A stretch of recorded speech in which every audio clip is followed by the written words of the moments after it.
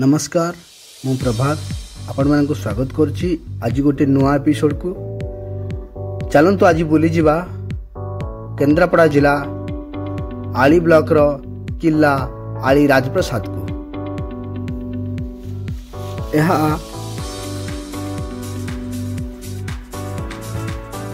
खरस्रोता नदीर कूल अवस्थित 1600 सेंचुरी बा 1590 मसीह यही राजप्रसाद गढ़ी उठी खरस्रोता नदी कूल यह समस्ते किला बोली कहते। पीढ़ी पर पीढ़ी पाखापाखि 19 पीढ़ी एठारे राजनीति करि आछंती। देखंतु केते सुंदर ये कारुकार्य आउ केते पुराना यार किंवदंती। आज मध्य यह ओडिशार शोभा को गौरव मंडित करुछि। अति सुंदर ये कारुकार्य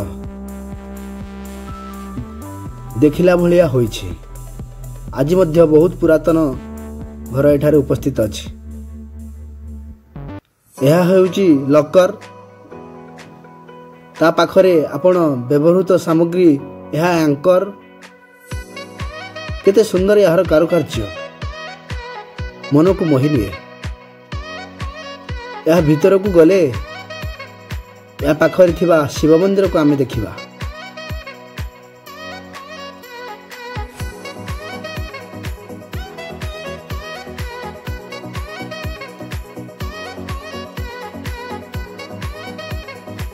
बहु पुरातन ये सब देखिया पाई सब बेले लोक माने एठाको आसंती। मेघाच्छन्न आकाश रे सुंदर देखा राजप्रसाद केते सुंदर ये कवाट यह दुई पार्श्व खोली थाए। ए हेउची यज्ञ मंडप ता पार्श्व रे थिबा शिव मंदिर भग्नावशेष राजप्रसाद एवं भी अति सुंदर देखा जाए। आज मध्य एठारे राज परिवार वास करती।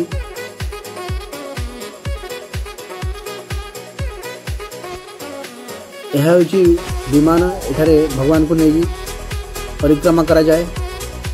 किला आज भग्नावशेष ये शस्यजात द्रव्य रक्षा पाई अमार कह अमार घर किलार ये गोटे आउ गोटे द्वार